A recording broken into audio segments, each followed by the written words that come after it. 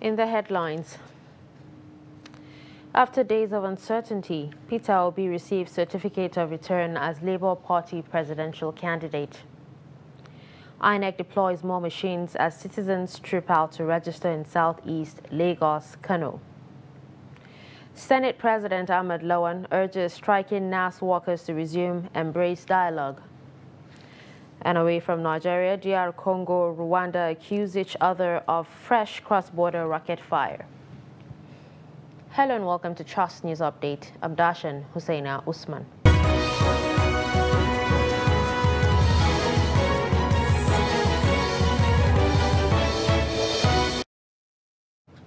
Now the news in detail. Presidential candidate of Labour Party Peter Obi has received the certificate of return as the flag bearer of the party for next year's general elections. The former governor of Anambra State received the certificate from the party on Friday. The party disclosed this via a tweet from its official handle. Before now, a faction of the party had also elected its own presidential candidate for the same election. But the Nigerian Labour Congress, through the national president Ayuba Wabba, and the Trade Union Congress on Thursday maintained that it only recognizes the party's presidential election, which produced Obi as its candidate. Whenever I hear of no structure, my answer to it is simple. 100 million Nigerians that live under poverty will be the structure. The 35 million Nigerians who don't have youth, who don't know where the next meal will come from, will be the structure. The elderly, the mothers, the fathers, the old ones that are dying or being owed gratuity, pension will be the structure. The ASU, the lecturers who are being owed, the students that are not in school will be the structure. We will create the structure, and they will see what the structure is all about. The structure is about human beings. I've been out of office for the past 9 years. Anambra have not bought me pure water. Pure water. No gratuity, no pension. I made 35 billion gratuity and pension outstanding. And I said to them, and I say it any day, it is crime to owe old people when they have less opportunity in their difficult time. We must stop that. So it's about future of Nigeria. It's about future of trying to ensure that our youth become productive. Kogi State Governor Yahaya Bello has donated an office to the presidential campaign of Bola Ahmed Tinubu. He made the announcement on Friday during the visit of Tinubu in Abuja. Tinubu arrived in the company of former All Progressives Congress National Chairman Adams Oshomole. In response, Tinubu appreciated the gesture and promised to work for the party and country's unity. The meeting is part of reconciliatory moves following the outcome of the APC presidential primary. Bello was one of several contestants beaten by Tinubu in the race to clinch the APC's presidential ticket.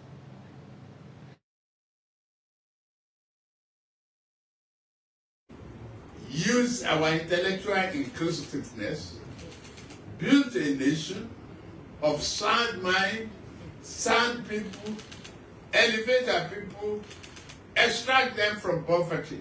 There's no reason to be in abject poverty in this country. We are brilliant people. Nigeria united, Nigeria is happy.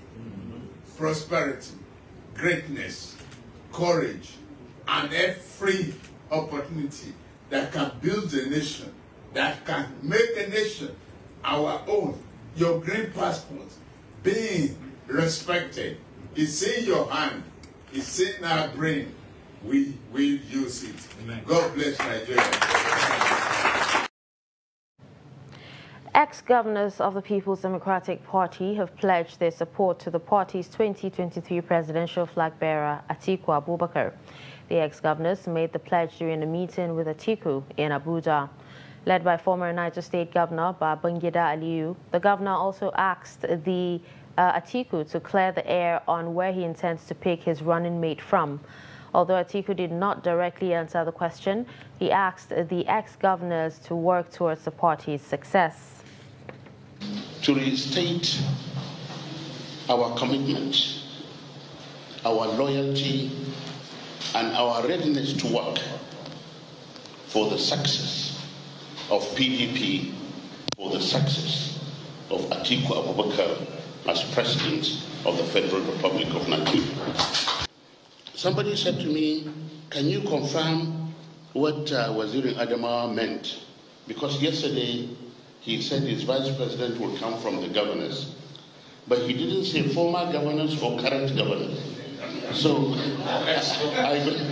I believe in your response you will clarify further. If we can all put our energies in our respective states, local governments, and even polling units, nothing should stop us from making sure that we return our party to power.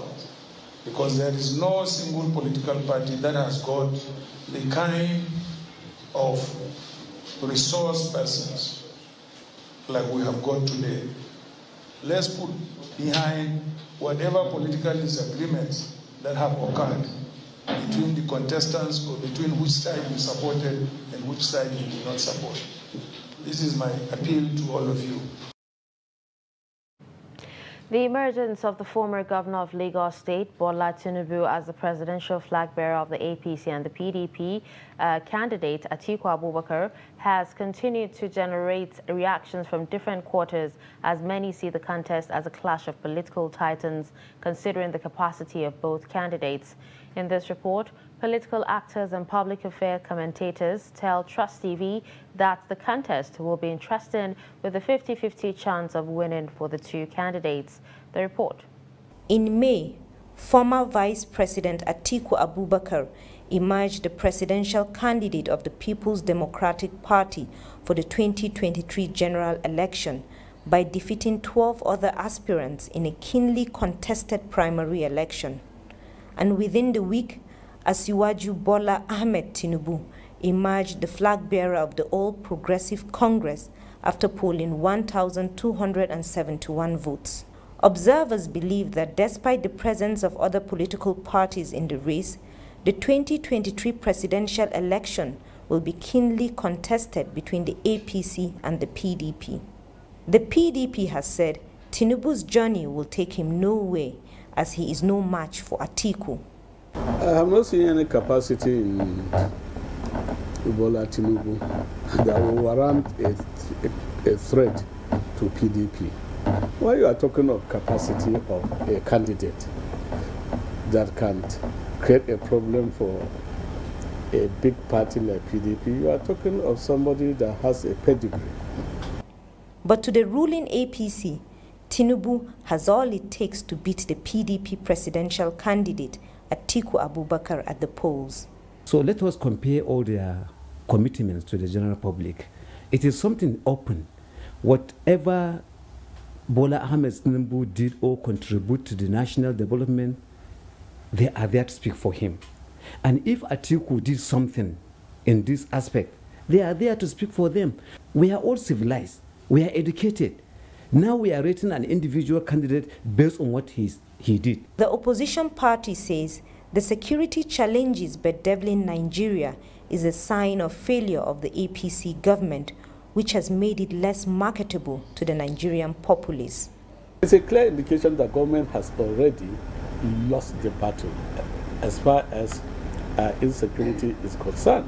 So it's a clear indication that APC has no any answer to the merit of security problems. What we are suffering, what we suffered before, it was a bomb. Boko Haram. There was almost 18 local government between Maiduguri, Yobe, and which was captured by the Boko Haram. And after the emergence of APC with Muhammadu Buhari as a president, it has become history. Despite the above analysis by the PDP, many are of the opinion that the contest will be a 50-50 affair for both candidates. I think when we look at it is that both of the two parties, of course the two leading political parties in Nigeria, both of them have a very good candidates. So maybe we should say they are equally matched. The contest can go any other way. It can go, any one of them can emerge as president. The contest between Bola Ahmed Tinubu of the APC and Atiku Abubakar of the PDP is a contest that Nigerians are eager to witness. Who will eventually emerge the winner is a question only time will tell. The Independent National Electoral Commission has released an additional 209 machines in response to an unprecedented surge in the number of citizens that wish to register as voters. The machines are to be deployed mainly to 5 southeastern states, Lagos and Kano, where the pressure is most acute.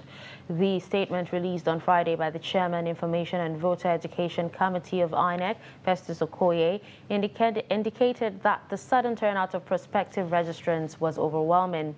The statement assured all Nigerians that every step would be taken to ensure that eligible Nigerians are given the opportunity to register as voters.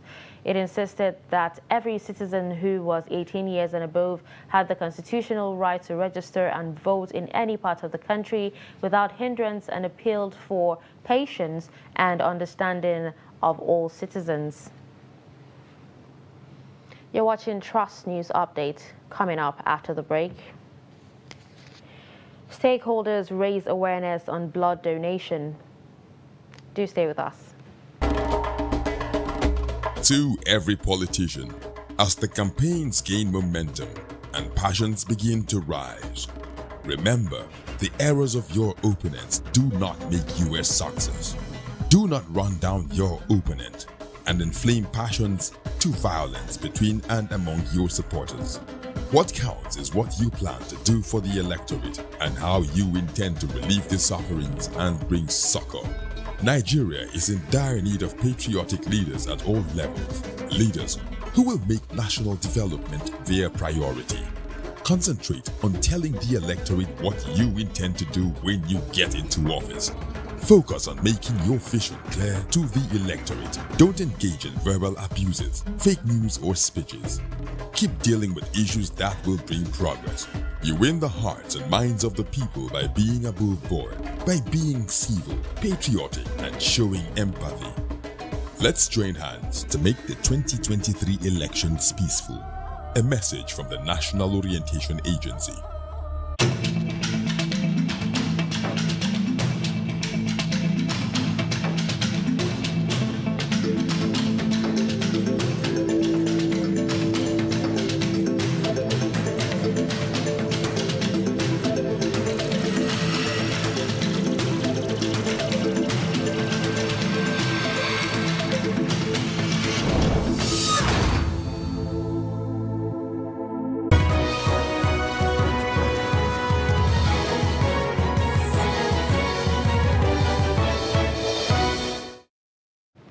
Welcome back and thanks for staying with us. Let's take a look at some of our major stories.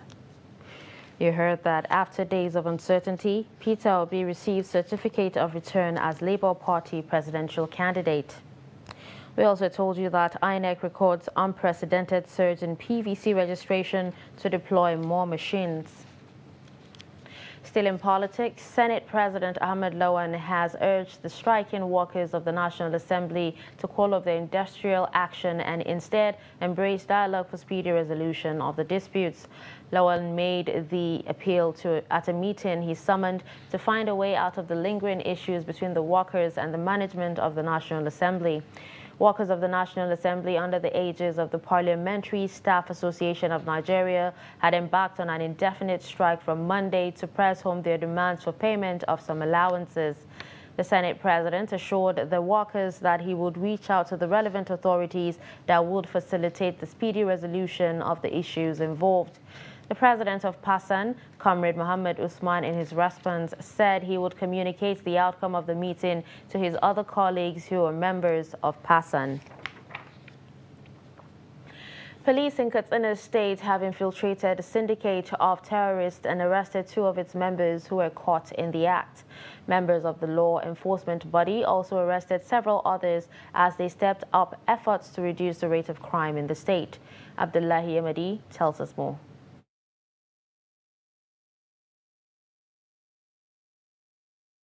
The police patrol team rescued the kidnapped victim Hajara Lawal unhurt, while one of the suspects, identified as Babaye, is currently at large.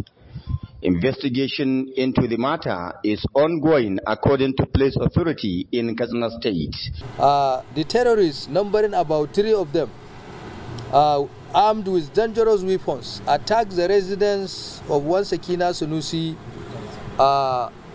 of Rugar Usa village, Musa local government area, and robbed her of her money, the sum of 263,000 naira, a GSM, Bibo, valued 8,000, and also kidnapped her daughter, one Hajara Lawal, 18 years, into Bambama Forest. The police also paraded a 20-year-old suspected armed robber and rapist, identified as Bello of Jikamshi town in Musa local government area of Katsina State. Bello Jikamshi, who have confessed to have committed the offense, is suspected of separately trespassing into the matrimonial homes of 3 women whom he attacked with knife, collecting handsets, money, and forcefully raping his victims. I did not rob any one of them, but I collected their money and their phones. I also have carnal knowledge of my victims with their consent. I'm neither a robber nor a rapist. That's all. In another frantic effort to reduce criminality, the police have arrested Usman Haruna Ruangodia in Faskari local government area, who is a member of the outlawed Yansake group. Usman Haruna is suspected to have conspired with others, Nasiru Ali, Adamu and Saadu, all of Ruangodi village, now at large, and killed an Okada rider, robbed him of his motorcycle. I and my friends trapped our victim, took him to the outskirts of Ruangode village and beat him to the point of coma. Later, he was confirmed dead at a hospital. That's all I know. Nemesis caught up with this suspect when he was accosted by the police along Bazari Road, where he lured one Abdullahi Bello, a commercial motorcycle rider, and strangled him with a cable wire. The suspect confessed to have killed many of his victims through the same modus operandi, and mentioned the duo of Abubakar Musa, alias Abu Abu, and Zahraddini, all of Dusuma local government, as members of his syndicate. Notorious armed robber and a motorcycle snatcher who specializes in luring unsuspecting commercial motorcycle riders to lonely areas and strangle them using motorcycle clutch cable wire. This one, he uses this in strangulating his victims. Abdullahi Ismail, Trust Television News, Katsina. The universal need for access to safe blood as a critical aspect of care and public health, especially in low and middle income countries, has again come to the fore. This comes on the heels of the 2022 World Blood Donor Day, as stakeholders aim to raise global awareness on the need for safe blood and blood products for transfusion. The report. World Blood Donor Day is marked on 14th June each year. The day also provides an opportunity for governments and national health authorities to provide adequate resources and put into place systems and infrastructures to increase the collection of blood from voluntary and non-remunerated blood donors. Today we are here to commemorate World Blood Donor Day. in collaboration with National Blood Transfusion Center. We are at Pape Junction to sensitize people about the importance of giving blood or about the importance of donating blood. So there is need to donate blood, you know. Like the theme for this year says, giving is an act of solidarity.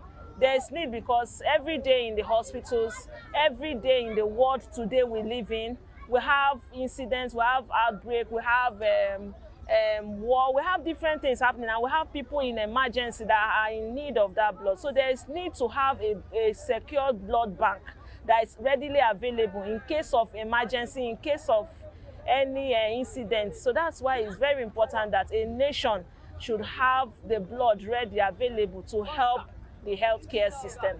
These donors are excited at the prospect of saving lives. That's the second time because my brother was sick. I donated blood from him since 2008. But this is the second time now. But since then, I've never donated any blood again from him. So I'm feeling okay. I'm not feeling anything. Initially, I used to feel like there is no need to even donate. Maybe I don't know where my blood is going to. So, but I just decided to just donate today. Maybe I can save a soul. On World Blood Donor Day 2022, the World Health Organization is calling on people around the globe to give blood as a gesture of solidarity. WHO further calls for regular voluntary blood donations as a simple but selfless step that everyone needs to take to strengthen their communities, support local health systems, and save lives. Darshan Hussaina Usman, Trust TV News, Abuja. President Muhammadu Buhari has assured that his administration will continue to take advantage of digital technologies to transform every sector of the economy. The president gave the assurance while inaugurating the 27-member Presidential Council on Digital Economy and E-Government, headed by the Minister of Communications and Digital Economy, Isa Pantami, at the State House, Abuja.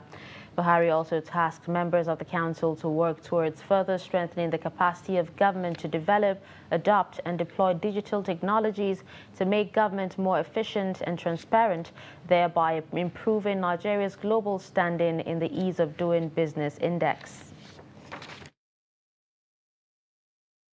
Minister of Communications and Digital Economy, Professor Isa Ali Ibrahim Pantani, has been implementing activities in these areas for about 3 years as part of the mandate of the ministry under his supervision.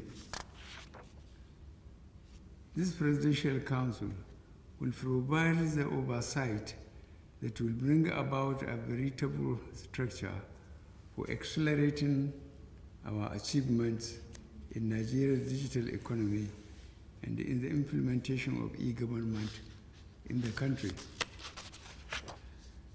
I launched the National Digital Economy Policy and Strategy on the 28th of November 2019 and expanded the mandate of the then Ministry of Communications to include digital economy. I consider it as a great honor for us to be here before Mr. President for the inauguration of the Presidential Council on E-Government and Digital Economy in Nigeria.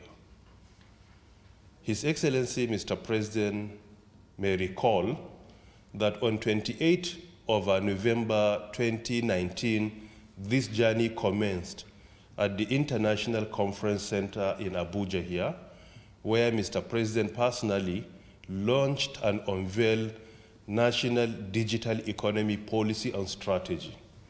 In that policy, it has been clearly mentioned the need for establishing a Presidential Council that will coordinate the development of our indigenous digital economy. On the foreign scene, Democratic Republic of Congo and Rwanda have accused each other of firing rockets across their shared border, including a strike that killed 2 Congolese children, a spokesperson for the Congolese army said. The alleged cross-border rocket attacks on Friday are part of an escalating dispute between the Central African neighbors and are linked to a fresh offensive by the M23 rebel group that Congo has accused Rwanda of supporting. The incident occurred as Congolese troops battled M23 rebels in a mountain area close to the border with Rwanda and Uganda when 5 rockets fired from Rwanda landed in Congolese territory, the spokesperson said. Rwandan authorities did not immediately respond to a request for comment, and the Reuters news agency could not independently verify the reported rocket attack.